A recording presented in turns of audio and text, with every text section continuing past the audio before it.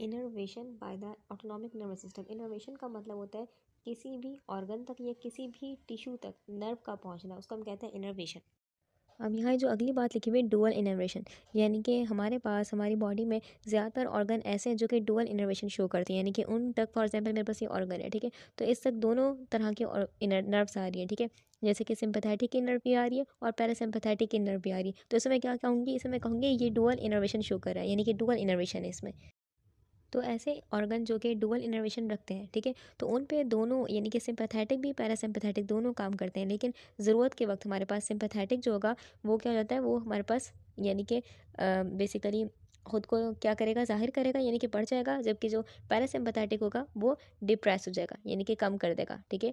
अच्छा, तो इस तरीके से यानी कि हालत के मुताबिक क्या करते हैं, जो हालात है उसके मुताबिक क्या कर लेते हैं, खुद को डोमिनेट कर लेते हैं एक, और एक क्या कर देते हैं, सप्रेस कर देते हैं खुद को, यानी कि बॉडी में दोनों सिस्टम काम कर रहे होते हैं। यही चीज़ हम पिछले 2 लेक्चर में पढ़ते हुए आ रहे हैं, वही चीज़ आगे लिखी हुई है कि most organ in the body are innervated by both division of the autonomic nervous system, यानी कि ज़्यादातर ऑर्गन बॉडी के ऐसे हैं जो कि दोनों सिस्टम के नर्व्स रखते हैं, यानी कि सिंपैथेटिक की भी पैरासिम्पैथेटिक की भी।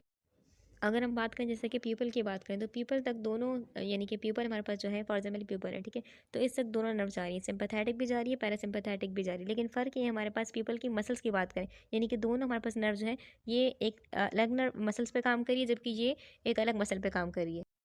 जैसे कि पीपल में एक मसल होती है सर्कुलर मसल, सर्कुलर मसल को कौन यानी कि कौन सी नर्व आ रही है, यहाँ तक नर्व आ रही है पैरासिम्पैथेटिक नर्व, जो कि क्या करेगी, सर्कुलर मसल को कॉन्ट्रैक्ट कर देगी, क्या कर देगी, थोड़ा सा सुकड़ देगी, ठीक है, जब ये सुकड़ जाएगी ये हमारे पास कॉन्ट्रैक्शन हो जाएगी इस सर्कुलर मसल की, देन पीपल का साइज़ क्या हो जाएगा, छोटा हो जाएगा।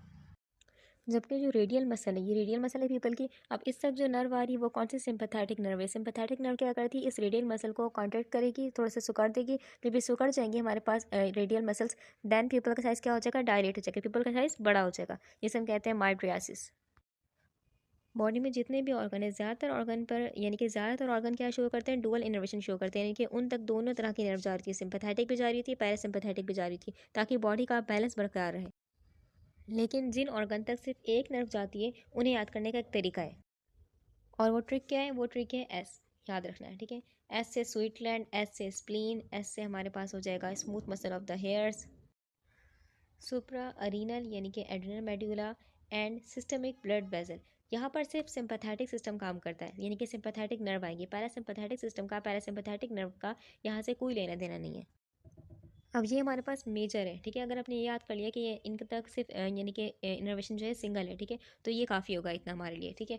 लेकिन अगर आप फॉर एग्जांपल कंफ्यूज रहते हैं कि किस ऑर्गन तक डुअल इनर्वेशन है या नहीं है, ठीक है, तो खुद से सवाल करें कि फॉर एग्जांपल आप सवाल करें कि इस सिस्टम का, फॉर एग्जांपल आप इस ऑर्गन में कंफ्यूज हो रहे हैं, तो सवाल करें खुद से कि इस ऑर्गन का सिस्टमिक यानी कि सिंपैथेटिक सिस्टम में, यानी कि सिंपैथेटिक कंडीशन में, फाइट एंड फ्लाइट कंडीशन में इस ऑर्गन की एक्टिविटी का तेज़ होना ज़रूरी है, और पैरासिम्पैथेटिक यानी कि सुकून वाली कंडीशन में इस ऑर्गन की एक्टिविटी का स्लो होना ज़रूरी है, ठीक है, तो आपको खुद जवाब मिल जाएगा। जैसे कि फॉर एग्जाम्पल बात करें हार्ट की, तो हार्ट की एक्टिविटी का तेज़ होना ज़रूरी है सिंपैथेटिक कंडीशन में, जबकि पैरासिम्पैथेटिक कंडीशन में इसकी एक्टिविटी का तेज़ होना इतना ज़रूरी नहीं है, ठीक है, तो हम समझ जाएंगे इस तक बेसिकली दोनों यानी कि डुअल इनर्वेशन शो कर रहा है।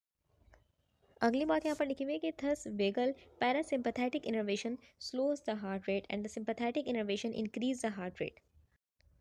जब हम बोल रहे होते हैं वेगल पैरासिम्पैथेटिक इनर्वेशन, तो हमारा मतलब क्या होता है, हमारा मतलब होता है वेगस नर्व से, ठीक है। अब वेगस नर्व क्या होती है, हम जानते हैं वेगस नर्व क्रेनियल नर्व 10 है, ठीक है।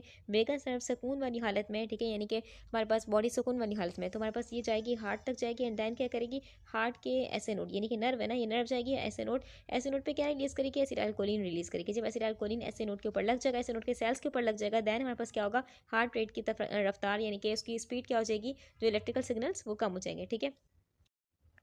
और इसे मेडिकल टर्म में कहते हैं नेगेटिव क्रोनोट्रोपिक इफेक्ट। अब ये जो वेगल नर्व है सिर्फ ऐसे नोड तक महदूद नहीं है, बल्कि ये एवी नोड पर काम करती है। एवी नोड पर क्या करती है, एवी नोड पर ये फॉर एग्जांपल एवी नोड है, यहाँ पर क्या करेगी, इलेक्ट्रिकल सिग्नल की स्पीड को क्या कर देगी, स्लो डाउन कर देगी, जिसे हम कहते हैं नेगेटिव ड्रोमोट्रोपिक। इससे एट्रियम और वेंट्रिकल्स के दरमियान डिले बढ़ जाएगा, और हम इस एट्रियम यानी कि हार्ट की तरफ हम बेसिकली डिस्कस करें, तो हम इस चीज़ को डिटेल में डिस्कस कर चुके हैं अपने चैप्टर हार्ट फेलियर वाले चैप्टर में। यानी कि अगर हम बात करें इन शॉर्ट, तो वेगस नर्व हमारे पास हार्ट के एट्रिया पर क्या असर दिखा रही है, एट्रिया के कॉन्ट्रैक्ट करने की यानी कि कॉन्ट्रैक्टिलिटी की ताकत को, कॉन्ट्रैक्ट करने की ताकत को थोड़ा कम कर रही है, जिसे हम क्या कहते हैं नेगेटिव आइनोट्रोपिक। जबकि जो वेगस नर्व हमारे पास है वो वेंट्रिकल तक डायरेक्टली इनर्वेट नहीं करी, यानी कि वेंट्रिकल तक नहीं आ रही डायरेक्टली, ठीक है। तो वेंट्रिकल्स की कॉन्ट्रैक्ट करने की ताकत पर कोई खास असर, या बोल सकते हैं ना होने के बराबर असर होगा वेगस नर्व का। अब अगली बात यहाँ पर ये भी डिस्कस कर लेते हैं कि फॉर एग्जाम्पल ये वेगस नर्व है, ये ऐसे नोड पर किस तरीके से काम करिए। तो फॉर एग्जाम्पल मेरे पास ये हार्ट है, ठीक है, और मैंने हार्ट के ऐसे नोड को क्या कर दिया, बड़ा कर दिया। अब ये ऐसे नोड है, ठीक है।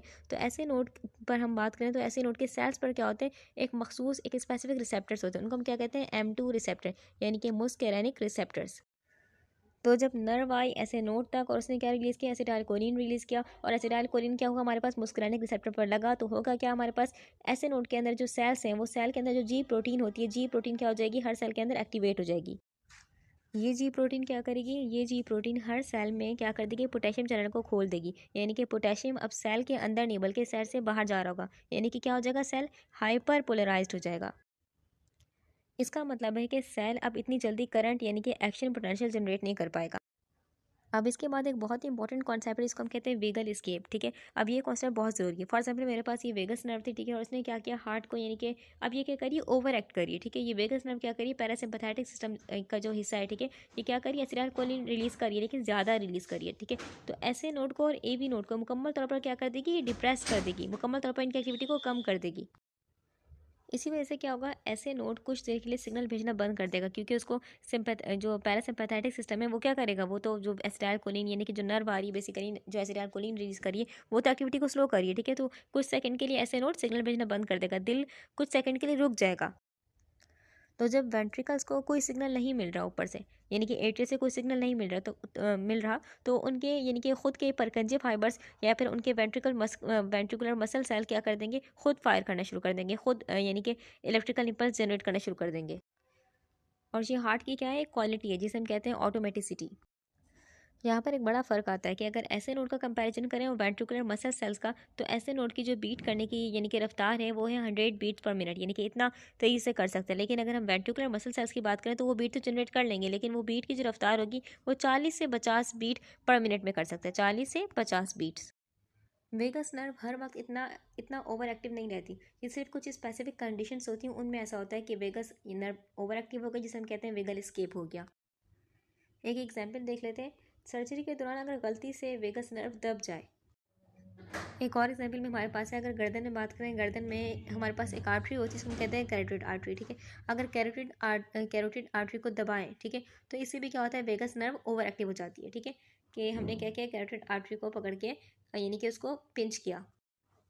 और एक और एग्जाम्पल है, अगर बंदा बहुत शदीद तकलीफ, शदीद सदमे वाली कंडीशन से गुजर रहा है, तो भी ऐसा होता है कि उसके जो वेगस नर्व है वो ओवर स्टिमुलेट करती है और ऐसे नोड को मुकम्मल शट डाउन कर देती है, जिससे हार्ट कुछ सेकंड के लिए रुक जाता है। लेकिन ये सिर्फ कुछ सेकंड के लिए होगा, फ़ौरन से वेंट्रिकल्स काम संभालेंगे, वेंट्रिकल्स बीट करना शुरू कर देंगे, इसीलिए हम कहते हैं वेगल स्केप, यानी कि वेगल का कोई कनेक्शन नहीं है, वेगस नर्व ने नहीं किया, वेगस नर्व ने स्टिमुलेट नहीं किया, वेंट्रिकल्स ने किया। क्या कहते हैं, वेगल स्केप कहते हैं इस कंडीशन को। तो यहाँ पर एक इंपॉर्टेंट पॉइंट सामने आया कि वेगस नर्व का एट्रिया तक महदूद होना बहुत ही ज़्यादा, बहुत ही इंपॉर्टेंट फीचर है, ठीक है। अगर वेगस नर्व का पूरे हार्ट पर कब्जा होता, यानी कि वेंट्रिकल तक भी होता, तो पूरा हार्ट मुकम्मल तौर पर रुक जाता है, जो कि क्या होता है, बॉडी की यानी कि डेथ का सबब बनता है, ठीक है। तो अगर हमारे पास ये बहुत बड़ी खुसूसियत है कि वेगस नर्व जो है एट्रिया तक महदूद है, ठीक है। तो अगर एट्रिया वेगस नर्व का मसला भी होगा तो वेंट्रिकल्स खुद बीट करना शुरू कर देंगे, यानी कि बॉडी जिंदा तो रह रही है। अभी जो वेगल स्केप वाली कंडीशन है नॉर्मल नहीं है। नॉर्मल बॉडी का जो हार्ट है वो हमेशा ऐसे नोट से ही बीट करना चाहिए, क्योंकि उसकी जो बीट करने की रफ्तार है वो 100 है, ठीक है। जबकि इनकी रफ्तार क्या है, 40 से 50। तो ऐसी कंडीशन में बॉडी जिंदा तो होगी, लेकिन वो नॉर्मल नहीं कहलाएगी, क्योंकि वो थोड़ा सा भी काम कर रहा होगा थक रहा होगा, हल्का सा चल रहा होगा थक रहा होगा, क्योंकि उसकी बॉडी की ऑर्गन्स की डिमांड, उसके दिमाग की डिमांड कि उसको जो खून चाहिए उसको नहीं मिल रहा।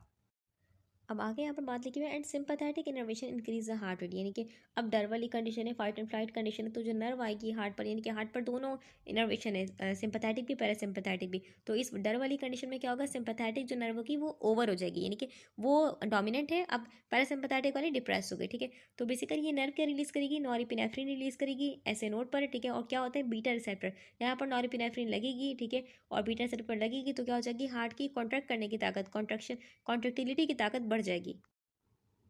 इसे हम पॉजिटिव क्रोनोट्रॉपिक या पॉजिटिव आइनोट्रॉपिक इफेक्ट कह सकते हैं। इसके बाद एक बहुत मज़े का कॉन्सेप्ट है। अगर फॉर एग्जाम्पल हम हार्ट से दोनों नर्व्स को काट दें, हम वेगस नर्व को भी यानी कि जो पैरासिम्पैथेटिक सिस्टम का हिस्सा है इसको भी काट दें, और सिंपैथेटिक सिस्टम वाली नर्व को भी काट दें, ठीक है, यानी कि एसिटाइलकोलिन वाली जो रिलीज़ करी वो भी, और नॉरएपिनेफ्रिन जो रिलीज़ करी, दोनों को हमने कट कर दिया, तो क्या होगा? तो हमारा हार्ट बेसिकली ऐसा नहीं होगा कि धड़कना कम कर देगा, नहीं, हार्ट की धड़कने की रफ्तार बढ़ जाएगी। नॉर्मल हार्ट की बीट करने की रफ्तार क्या होती है? 70 बीट्स, यानी कि 72 बीट्स ऐसी ही होती है ना। लेकिन अब जब हमने नर्व्स कट कर दी तो बेसिकली हमारे पास देखिए हार्ट एक ऐसा ऑर्गन है जो दिमाग की मर्जी के बगैर, यानी कि ऑटो एक्साइटेबल है, खुद अपनी एक्शन पोटेंशियल जनरेट कर रहा है और खुद यानी कि सिग्नल ट्रांसमिट कर रहा है, ठीक है। तो हम ऐसे नोट जो होगा, ऐसे नोट की बीट करने की ताकत क्या है, यानी कि फुल बीट करने की ताकत क्या है? 100 बीट्स पर मिनट है, ठीक है। तो अब हमारे पास दोनों नर्व्स कट करने के बाद जो हार्ट बीट करेगा 100 बीट्स पर मिनट के हिसाब से करेगा, ठीक है, क्योंकि ऐसे नोट की कुल ताकत इतनी है, ठीक है। लेकिन जब हम पैरासिम्पैथेटिक यानी कि नॉर्मल कंडीशन में जो पैरासिम्पैथेटिक सिस्टम आ रही होती है वो 24 घंटे क्या कर रही होती है? हल्की सी ब्रेक लगा के रखती है ऐसे नोट के ऊपर, यानी कि एसिटाइलकोलिन रिलीज करी थी हर वक्त 24 घंटे, ताकि हल्की सी ब्रेक लगा के रखते हैं ताकि जो ऐसे नोड है अपनी पूरी रफ्तार से बीट ना करे। तो इस तरीके से तो ऑर्गन थक जाएंगे ना, तो हल्की सी इनको ब्रेक लगा के रखनी पड़ती है, ठीक है। इसी बात को हम कहते हैं वेगल टोन। यहाँ भी एक इंपॉर्टेंट कॉन्सेप्ट आता है कि जो लोग एथलीट्स यानी कि जो लोग एक्सरसाइज करते हैं उनका जो वेगल टोन होता है वो बहुत ही स्ट्रांग होता है, इसीलिए उनका जो रेस्टिंग हार्ट रेट होता है वो तकरीबन 50 बीट्स पर मिनट भी हो सकता है, जो कि उनके लिए नॉर्मल होगा, और ये अच्छी सेहत की निशानी है। अब ये होता कैसे है कि जब कोई पर्सन रोज़ एक्सरसाइज कर रहा है, एथलीट्स की बात करें, रोज़ एक्सरसाइज कर रहा है, तो इससे होगा क्या? जो हार्ट के मसल्स होंगे वो थोड़े मजबूत हो जाएंगे as comparison to normal human being. अब जबकि इसके मसल्स मजबूत हैं तो ये जो खून को पंप कर सकते हैं 1 मिनट में, काफ़ी ज़्यादा अमाउंट में खून को पंप कर सकते हैं। इसे हम क्या कहते हैं? इसे हम कहते हैं बेसिकली स्ट्रोक वॉल्यूम इसका क्या है? अच्छा है। जो एथलीट्स हैं उनका स्ट्रोक वॉल्यूम अच्छा है, यानी कि एक ही बीट में, बीट तो एक ही है लेकिन उसमें बहुत सारा खून ये बॉडी से यानी कि हार्ट से पंप करके बॉडी में भेज रहा है। अब अगली बात देखते हैं, लिखी हुई कि despite this dual innervation one system usually predominates in controlling the activity of a given organ. अब ये बात तो हमें क्लियर है, सेंटेंस से समझ में आ रही है, और ये बात हम पहले भी डिस्कस कर चुके हैं कि अगर कोई फॉर एग्जांपल कोई ऑर्गन है वो डुअल इनर्वेशन यानी कि दोनों तरह की नर्व उस तक आ रही है, तो दोनों तरह की नर्व हर वक्त एक्टिवेट नहीं होंगी, यानी कि हर वक्त वो सिग्नल दोनों बराबर बराबर उसमें नहीं भेज रही होंगी, बल्कि एक जो होगी नर्व वो हमेशा सिग्नल जो भेज रही होगी हाई भेज रही होगी। इसीलिए उस यानी कि जो नर्व फॉर एग्जाम्पल ये पैरासिम्पैथेटिक की नर्व है और ये एसिटाइलकोलिन, हम हार्ट की बात करें, ठीक है, एसिटाइलकोलिन निकाल रही है, ठीक है, यानी कि इसकी जो एसिटाइलकोलिन निकालने की रफ्तार है, सिंपैथेटिक नर्व जो नॉरएपिनेफ्रिन निकाल रही है वो बहुत ही कम निकाल रही है, तो बेसिकली कौन सा सिस्टम एक्टिवेट है? पैरासिम्पैथेटिक सिस्टम एक्टिवेट है, ठीक है। तो हालात के हिसाब से ये नर्व्स क्या करती हैं? रिलीज करती हैं, ठीक है। तो अगर हम बात करें जिंदगी का ज़्यादातर हिस्सा हमारा सिस्टम कौन सा एक्टिवेट रहता है? पैरासिम्पैथेटिक सिस्टम एक्टिवेट रहता है, जाहिर सी बात है, ठीक है, क्योंकि कोई ज़रूरत नहीं है दिल को तेज़ धड़काया जाए, हमारे पास हाजमे के प्रोसेस को रोका जाए, ऐसा कोई ज़रूरत नहीं है, ठीक है। सुकून वाली कंडीशन में चीज़ें लाजमी होना ज़रूरी है, लेकिन अगर कोई पर्सन हमेशा ही फेयर वाली कंडीशन में, डर वाली कंडीशन में, स्ट्रेस वाली कंडीशन में, तो उसकी बॉडी का ज़्यादातर यानी कि ज़्यादा टाइम उसकी बॉडी में कौन सा सिस्टम एक्टिवेट रहेगा? सिंपैथेटिक सिस्टम एक्टिवेट रहेगा, ठीक है। उसका हार्ट रेट तेज हो जाएगा, उसकी खून की नालियाँ सिकुड़ जाएंगी। अब आगे ये बात लिखी हुई कि for example in the heart the vagus nerve is a predominant factor for controlling heart rate. Resting वाली कंडीशन है, हार्ट तक दोनों नर्व जा रही हैं, सिंपैथेटिक भी है, पैरासिम्पैथेटिक की कौन सी? वेगल नर्व, जो कि क्रेनियल नर्व 10 है, ठीक है। तो इसमें क्या होगा हमारे पास? ये जो वेगस नर्व बेसिकली ये सुकून वाली कंडीशन है, तो 70 से 80% जो एसिटाइलकोलिन निकाल रही होगी ये पैरासिम्पैथेटिक नर्व निकाल रही होगी, ठीक है, एसिटाइलकोलिन। लेकिन सुकून वाली कंडीशन में तकरीबन 30% या 20% क्या निकाल रही होगी? नॉरएपिनेफ्रिन निकाल रही होगी, सिंपैथेटिक की नर्व, ठीक है। तो हमारे पास ज़्यादा कौन निकाल रहा है? 70% कौन निकाल रहा है? पैरासिम्पैथेटिक की नर्व, ठीक है। तो सिस्टम कौन सा एक्टिवेट है? पैरासिम्पैथेटिक सिस्टम एक्टिवेट है, यानी कि एक टोन है एक। नेक्स्ट थिंग लिखी हुई कि this type of antagonism is considered to be dynamic and is fine tune at any given time to control homeostatic organ function. Dynamic का मतलब होता है वो चीज़ जो हर लम्हा बदल जाए। फाइन ट्यून यानी कि हमारा दिमाग हर मिली सेकेंड में, सेकेंड के भी हिस्से में क्या कर रहे होते हैं? बॉडी से फीडबैक ले रहा होता है। फॉर एग्जाम्पल आप कुर्सी पर बैठे थे, कुर्सी से खड़े हुए, तो दिमाग फ़ौरन पहचान लेगा कि आप खड़े हुए, और फ़ौरन से क्या हो जाएगा? सिंपैथेटिक सिस्टम 1% ज़्यादा एक्टिवेट हो जाएगा और पैरासिम्पैथेटिक सिस्टम 1% थोड़ा सप्रेस हो जाएगा। ये इतना फाइन ट्यून्ड होता है, यानी कि इतना सफाई से होता है कि आपको पता भी नहीं चलता कि आपका हार्ट रेट नॉर्मल से ज़्यादा कब हुआ और कब वापस नॉर्मल भी हो गया। यहाँ पर एक वर्ड यूज़ हुआ है एंटागोनिज्म। एंटागोनिज्म का मतलब होता है कि दो सिस्टम एक दूसरे के अपोजिट काम करें, जैसे कि फॉर एग्जांपल वही बात हार्ट की बात कर रहे हैं हम कब से, कि हार्ट में अगर सिंपैथेटिक सिस्टम एक्टिवेट है तो पैरासिम्पैथेटिक सिस्टम क्या हो जाएगा? डिप्रेस हो जाएगा, ठीक है। अगर पैरासिम्पैथेटिक सिस्टम हमारे पास आधा डोमिनेंट है तो सिंपैथेटिक क्या हो जाएगा? यानी कि डिप्रेस, एक हाई तो दूसरा down. The activity of a system represents integration of influence of both division. Integration का मतलब क्या है, यानी कि फॉर एग्जांपल जो ऑर्गन जिससे दोनों नर्व जा रही है, सिंपैथेटिक भी पैरासिम्पैथेटिक भी, तो उसका यानी कि उस ऑर्गन की जो काम करने की एक्टिविटी है वो सिर्फ एक उस पर डिपेंड नहीं करेगी कि सिंपैथेटिक या पैरासिम्पैथेटिक है, बल्कि जो उसकी एक्टिविटी है वो दोनों का, सिंपैथेटिक का पैरासिम्पैथेटिक का, दोनों का नेट है, यानी कि दोनों का नतीजा है। एग्जाम्पल देखते हैं, एग्जाम्पल से और अच्छे से क्लियर होगा। फॉर एग्जाम्पल ये मेरे पास ऑर्गन है, ठीक है, इससे सिंपैथेटिक भी आ रही है नर्व, पैरासिम्पैथेटिक भी आ रही है। सिंपैथेटिक नर्व फॉर एग्जाम्पल 100% यानी कि सिंपैथेटिक नर्व एक्टिवेटेड, ठीक है, 100% काम करी, जबकि जो पैरासिम्पैथेटिक है वो 30% सिग्नल दे रही है, यानी कि डोमिनेंसी कौन सी है, सिंपैथेटिक नर्व की, ठीक है। तो 100 माइनस 30 डिफरेंस कितना का रहा है, 70 का, तो यानी कि इस ऑर्गन के काम करने की रफ्तार कितनी है, 70% है, ठीक है। तो इस तरीके से भी हम बोल सकते हैं।